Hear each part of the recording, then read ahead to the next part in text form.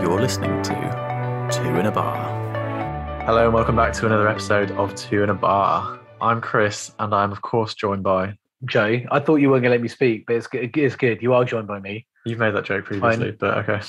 Yeah, well then, it's no longer a joke then, is it? It's a genuine concern. Fine. Here I am. Today we're going to be talking about the worst things about playing in an orchestra, which isn't quite as sinister as it sounds.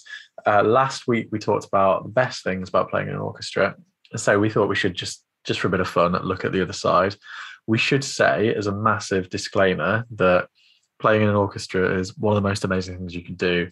And so these are all just, if you had to pick out some things that could be considered annoying, it would be these rather than don't play in an orchestra for these reasons.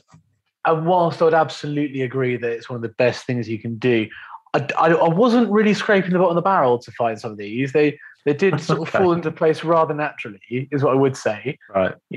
As they might do with many things, I think though, and we're not just talking about, if you're playing an orchestra for a job or whatever, but I think with most things, like you could be doing the most cool sounding thing on earth.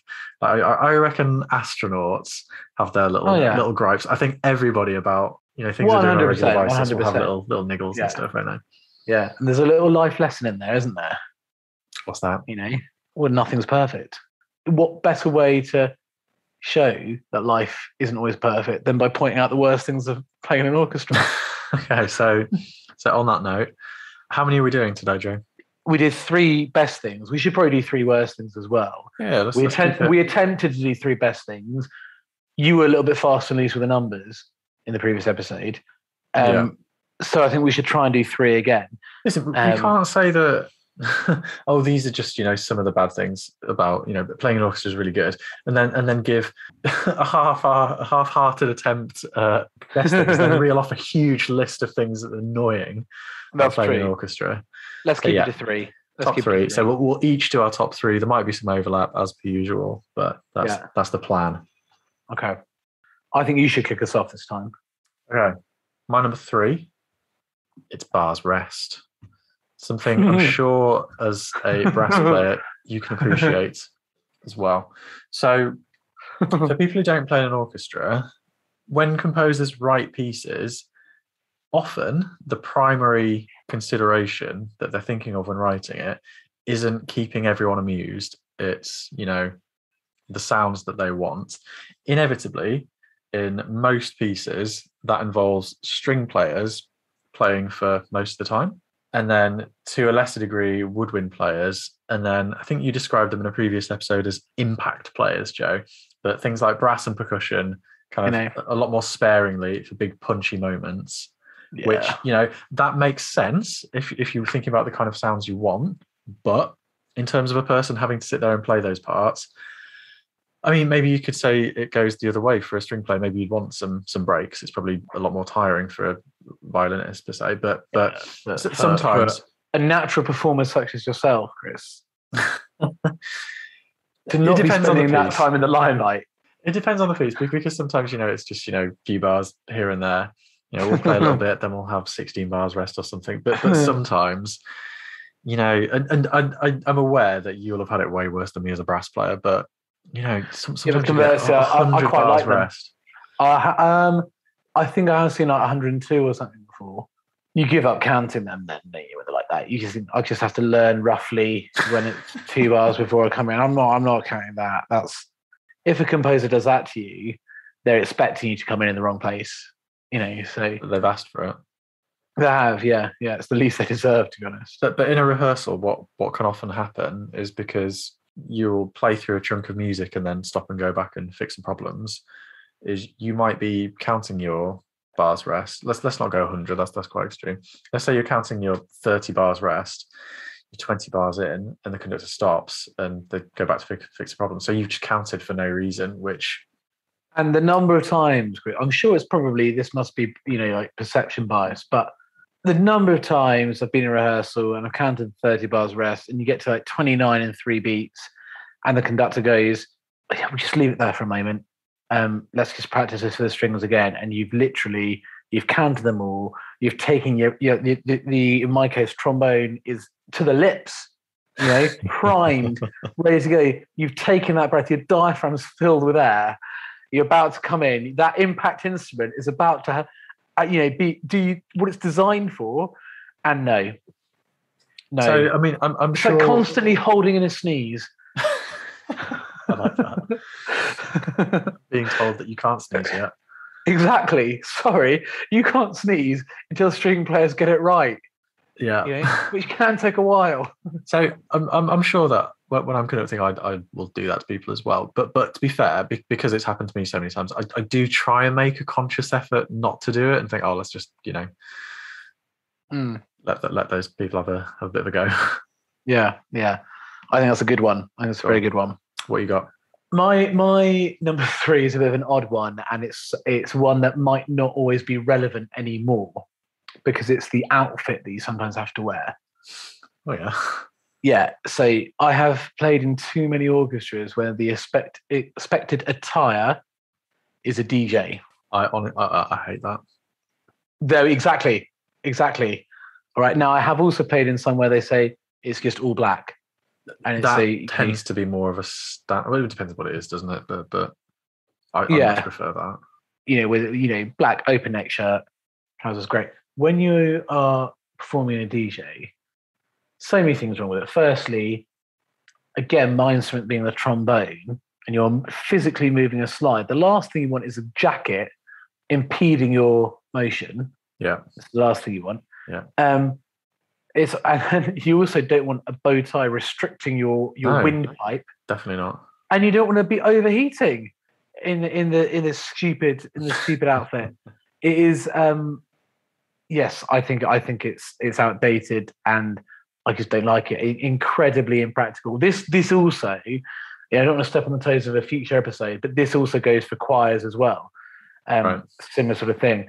I think that is just the wrong decision. I think most of the time now, orchestras tend to steer towards the all black outfit. It just feels like one of those things that we'll do this because it's what we've always done, and it's what the 100%. Generation before us did, and before them. Yeah. Come on, that's... Yeah, that is an interesting one as well to think. I don't know how different the attire will be for women between the sort of black tie, smart dress sense, and the all black. I suppose so, yeah. So that might be something that's not so relevant to them. But I think, for a guy in a DJ, because I can get quite hot anyway. The last thing I want is encouragement for that. So weekend before last, my fiance and I were having a bit of a clear out of clothes and stuff like that. And we tend to do this, once, twice a year or something like that. Well, it's just a great day out, isn't it? Really, something rainy day activity. Yeah, absolutely. Yeah, given to charity, etc. There's one item that should have been thrown, years ago, because it's old and moth-eaten and stuff, and it's my concert shirt for playing in an orchestra, which lovely. These days I don't have too much time to do, unfortunately, because in the physical times of the day and the week where I might be playing, I tend to be conducting or teaching or whatever. But this shirt, it's just it's horrible. It doesn't fit very well, but I feel the need to hold on to it for if I have an orchestral gig now and again, just in case, because it's ludicrous. Yeah. It's very much the same for me in terms of the ones I've got now. Ill-fitting trousers with a jacket which is too big. I think might belong to my dad. Because when else would you wear it apart from when you go to a ball? Yeah, not for me. Dreadful. That's a good one. It's a good one. That's my number 3. Yeah, good. Perfect. My second one. Yeah, and we sort of touched on it in my last one with Bars Rest. You're not doing this again, are you? You're not fusing two together. No, it was what we touched on was that generally in an orchestra, the strings will have more to do than other sections. Okay. Mm-hmm, mm-hmm. So inevitably, that means that in a rehearsal, a lot of the stuff that needs rehearsing, I'm not just saying, blaming the strings for everything, but because they have more to do, quite often they have more that needs fixing.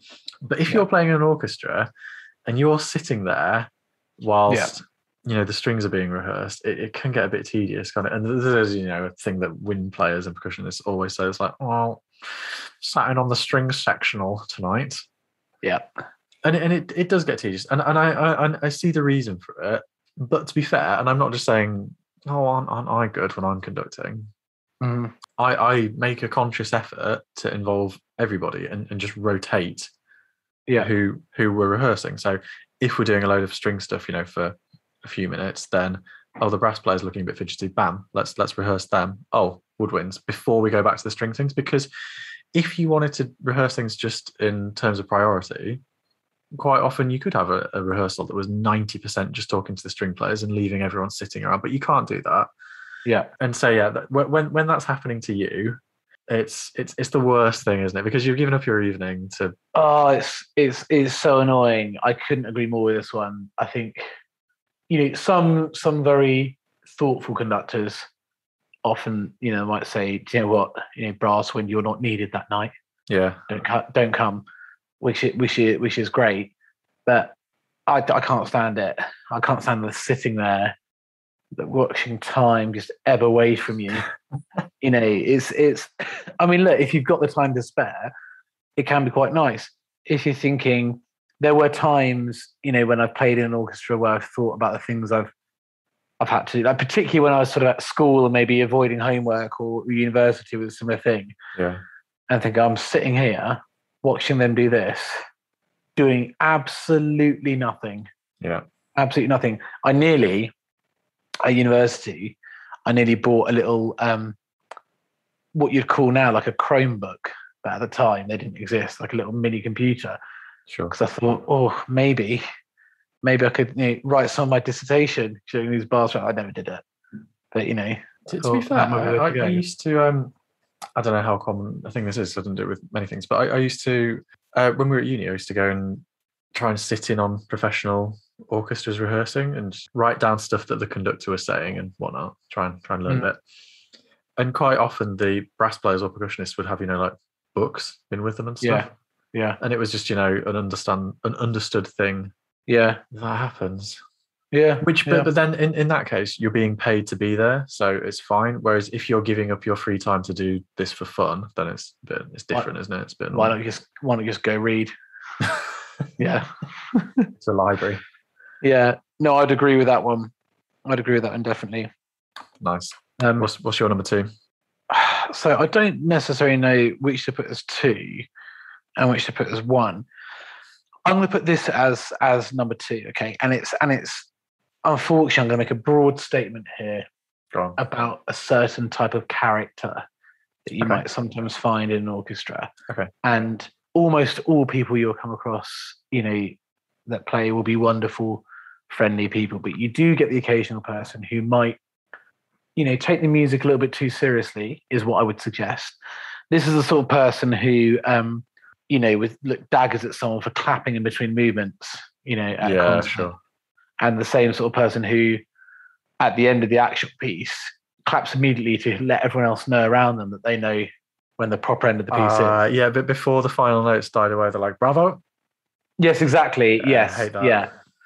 Yeah. And unfortunately, there can be a little bit of an arrogance about it. And I suspect this is usually what a lot of people do not like about classical music. And if it's someone who's been in an orchestra for a while, they can be a little bit protective of it. And to a certain extent, understandably, if it's an important thing in their life.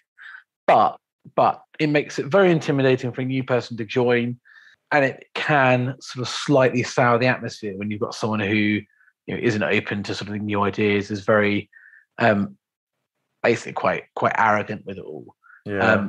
And it can make the process a little bit difficult. And you think that's exactly why some people don't like classical music. Yeah. No, I can see that. And it's the same sort of character who would be, I don't know, maybe critical of the conductor, but you will have experienced this plenty of times, so like critical of the conductor sometimes, or things like that, like wants to point out when there's a mistake, or wants to almost deliberately ask a difficult question, excuse me, what's so going much. on in this bar? And, you know, obviously as a conductor, you've got 100 things you're thinking of right now. Yeah. You don't want to listen to what a second trombone is asking about something in that moment. And Of all it's stuff like that. instruments. Exactly. And it's things like that, isn't it? Which I think can be a little bit irritating. The good news is that's thoroughly outweighed by everyone else most of the time. Yeah, it is. And just criticizing the conductor is it's just the easiest thing to do. And it's almost, I mean, I'm going to say this because I'm a conductor, but it feels like a bit of a cheap shot, because conducting, you can't do everything. Like nobody's perfect, and nobody is, you know, world class at every single instrument, and, you know, the world authority on every single piece. Like you can't be like, you know some kind of like superhuman. So there'll always be things that people, you know, can pull you up on or like pick at, but people, like I say, most reasonable people know that. Yeah, well, 100%. It's yeah, especially if you haven't done anything for a while. Obviously, you could point something out that went wrong. So it's like, well, you know, again, I'll use another sport analogy. It was watching a great striker score a hat trick and then go, remember the one that you hit over the bar? Yeah, You know? it is a bit like that. Yeah. And what are you doing? I said, that's not why you're here. Yeah, so that, I think that can be a little bit off-putting as well to some people sometimes. And that slight sort of music snobbery and arrogance. Oh, you know, we're doing, I don't know, Tchaikovsky 2. And I don't know that. Oh, don't you? I'm laughing because I know exactly what you mean. I can absolutely picture that. Yeah. And then what I really don't like is it what it could then do, and it would definitely have done this to me when I was sort of like 18 years old. Wouldn't know anymore, but it then makes you panic to the point where you think, oh my, maybe I should know Tchaikovsky's Second Symphony rather well, and then so you then become more insecure, and then you might, you know, occasionally maybe pretend that you do know things that you don't, and then work hard to try and know things that you don't need to, and then, you know, hopefully wouldn't go this far, but almost act in an almost similar way because you think that's the way you should act in that situation. You know, that could have been number one, but I've kept it number two. Sure. That's also a good one. Yeah. My number one, at the risk of sounding like the person you just described. Oh, here we go. It's when I've practiced my part before rehearsal and other people haven't.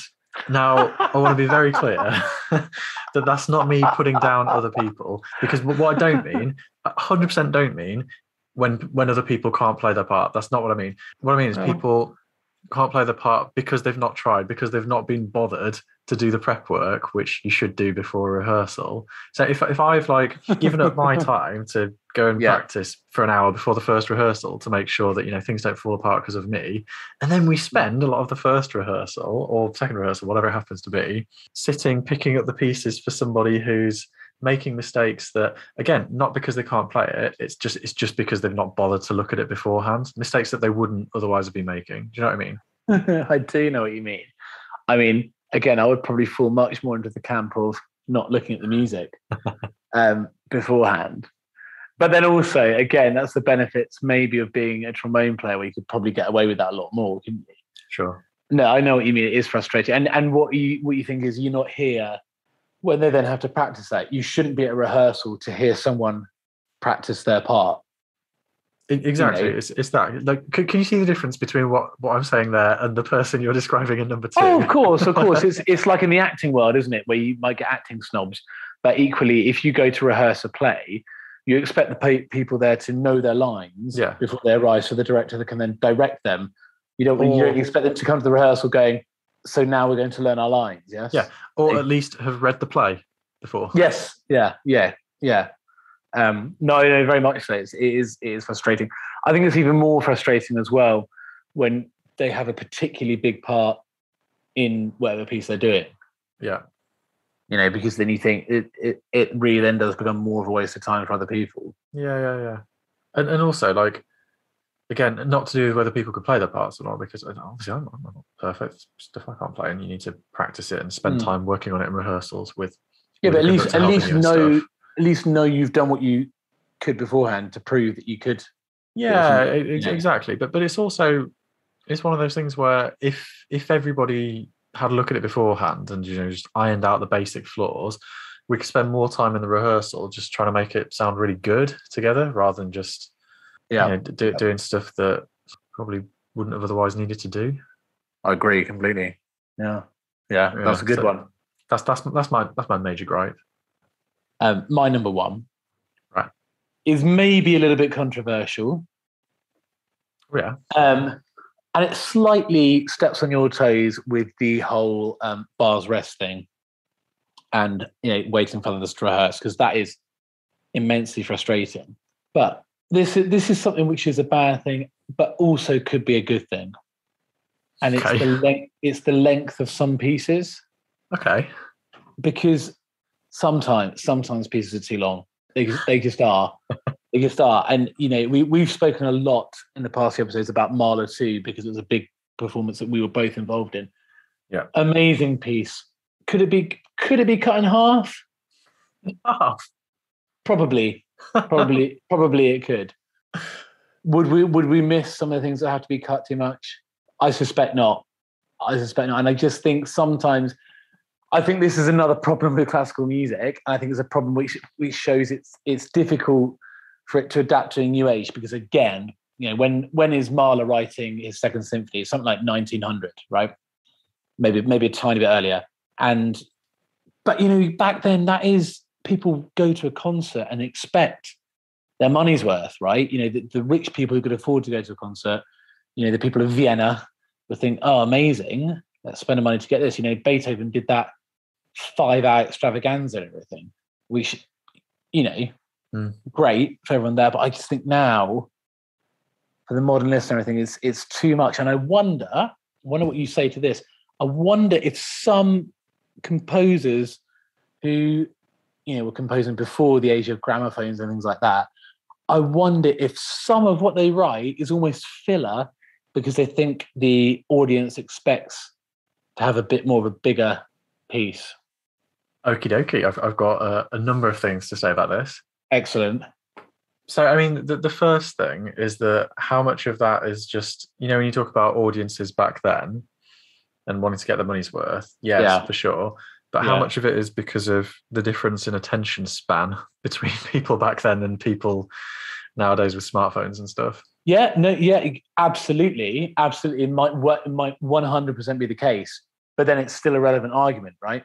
In terms of people's attention spans are now shorter. I know what you mean, because you could also say about how people would spend, again, I know we're talking about, actually, I say people, the very small percentage of society who could afford to go to concerts and would read a lot, but they would then, spend an evening reading or have sermons read to them in the evening, I don't know. I just do. I do sometimes think the length can be just so. It can make things inaccessible. I remember sitting through orchestral concerts as a child when my parents were in orchestra and thinking, "My God, it can't go on forever. It can't go on forever." And I'm from a musical family, and I love classical music. So if I'm thinking that, what would anyone else think? And you start to get fidgety. Uncomfortable. You start to get fidgety. Like I've got to move. I've got to make some kind of excuse here. I don't want to pull out the pretending to faint thing, but I've got to do something. See, and I think when you're playing it, you can get a sense of that sometimes, because they can sometimes feel so long. And do you know what? The benefit of it is not the benefit, but the other side of it is when you play a piece which is a little bit shorter. Sometimes think, wow, that was so great. I'd much rather a piece leave me wanting a tiny bit more. Sure. Than maybe thinking, oh God, that was like so exhausting that. Okay, so I don't want to again. Let me give you another analogy, right? Okay. If you watch, is it a football analogy? No, it's not this time. I mean, I've got loads of them. My friend once told me about watching the show called The Wire, how it was an incredible show to watch, but nothing could ever convince him to try and watch it all again, because it's such a mammoth thing, right? Okay. Whereas series which have only like 6 episodes in a series, things like that, people might go back to time and time again. Things like Friends that people watch over and over again because they're short episodes and things like that. And I sometimes wonder if classical music can be a bit like that. Like you'll see a performance of a massive piece like Shostakovich 13 or Mahler 8 or something like that. And that was epic, but probably not going to put myself through it again. So, in general, I listen to a lot of different genre. A lot of them with shorter songs and stuff. But now and again, is it not? And I take that this might be a now and again as a luxury when you've got time. But is it not nice to put something on that is a lot longer and have that sense of kind of journey rather than just short snippets that are almost unrelated unless it's a concept album? You have this one, especially if it's a symphony where you might have 4 movements and there's like one unifying theme. It just feels like like a big journey, really. Yes, I do agree. I can say the journey is quite a lot as long. So, for example, what is your average pop song? What, 3 minutes 20, something like that? It's 3 minutes. It's getting shorter, yeah. Yeah. Okay. So 3 minutes. Don't quote me on that, but I think it used to be 5, then 4, and it's 3-ish now. Okay. But don't. But it's certain you would have thought the average is between 3 and 4 minutes, right? Sure. Which is all well and good. If you have an orchestral piece which is like 50 minutes, an hour long, I think that is too much. Now, not all of them are, but a lot of them are. I think 20 to 30, you have the same effect of the journey. I just think it can be a bit much, and it links as well to the whole. As I said this before, but the whole like inaccessible thing. I think sometimes. Yeah, definitely. Did you know that I've been making dance music remixes of well-known classical pieces? I did know this. Did you? I did know this. And point of fact, Chris, because this is relevant to this, isn't it? It absolutely is, because what you've done is you've taken the main themes, haven't you? Yeah. And this exactly, and made it into a piece like that where it is far more accessible and is incredibly enjoyable because of it as well. And now what's interesting is if you picked certain aspects. So you've done a great one from the New World Symphony. Thanks a lot. Which children in my class were asking to listen to the other day. I haven't told you that yet. They're asking for that one. To interrupt, sorry. Can we listen to, not that specifically that one? Can we listen to your friend's music? And I used to tell them no, it's about me. Yeah, but that one, okay. So obviously, New World Symphony, fantastic piece, but there's lots of that symphony which you could have done instead of the main theme. Yeah, and no one would ever recognise. I sometimes think, how much of that extra do we need? Yeah, so I mean, maybe "do we need" is a bit harsh, and I think we'll probably get maybe a lot of hate-filled comments for this. Well, if we get comments one day, that'll be the day. But I think a lot of it as well is down to the structures of classical pieces compared to pop songs or more modern things. Yeah, where in sonata form, to kind of like fulfill the criteria of sonata form, you've got to have these 2 big themes or groups of themes, and then other sections, where even don't do it and whatnot. Don't write in sonata form. Yeah, but if it's the style for the time, and that's what people are used to, and that's what's going to get you paid, then. No, I completely get that, and like we said, it's the same thing, isn't it? About making sure audiences get their money's worth. If I imagine an audience in the late 19th century going to see the premiere of, let's say, a big Tchaikovsky 9, which came out then, right? 6, sorry. But a big piece like Tchaikovsky 6, that if it lasted 15 minutes, people would probably be like, why? Like, what's gone wrong? I do get that, but I think maybe it's not. I had to come out here in the pouring rain in my top hat. Yeah. Probably, they probably would want to think, I want to be listening to this for the next hour. Yeah. But yeah, so that's it. That's my somewhat controversial number one. That's quite a contentious one. I think some people might disagree with that, especially people who perhaps only listen to classical music and not other forms of music where things are shorter. Yeah. I do know what you mean, though. It's Yes. especially, by the way, if it's a slow movement and you're a wind player, and those bars rest stack up, don't they, in slow movements? Oh, and it just can drag on. So you've made your point. Okay, it's a funeral march. Let's crack on now. I do feel for brass players, percussionists who, like you said, quite often, not always, impact players for big loud bits in a slow, smooth sort of movement. Yes, that they can be long sometimes. 20 minutes. So they can. You've got to count for 10 minutes just to come in on one note that forms a quiet chord somewhere, and then sometimes just like the last chord. Like, why do you make me bother with it? But look, overall, orchestras are great, aren't they? Yeah. We do need to come full circle and stress that again. Let's reiterate that. Yeah. These are just a few things, aren't they, which you can probably tell have slightly got on our nerves. Yeah. And to be fair, I like in general, we don't particularly moan about things. So I've known you for a number of years. I can't think of a time where we've sat down to have a moan about stuff that's annoyed us in orchestras. Like, we've just not done it. So this is probably why we've got quite animated about this, because we've never talked about it before. That's true. Maybe the main reason for that is because they're few and far between, aren't they? Yeah. And the good obviously far outweighs the bad. Yeah, and vast majority of the time after a rehearsal or a concert or whatever, you go away thinking, "Oh, that was awesome." Yeah, absolutely. Nothing that I've said puts me off. Yeah, and nor should it you. Indeed. Right, should we call it a day there? Let's wrap it up. That was enjoyable.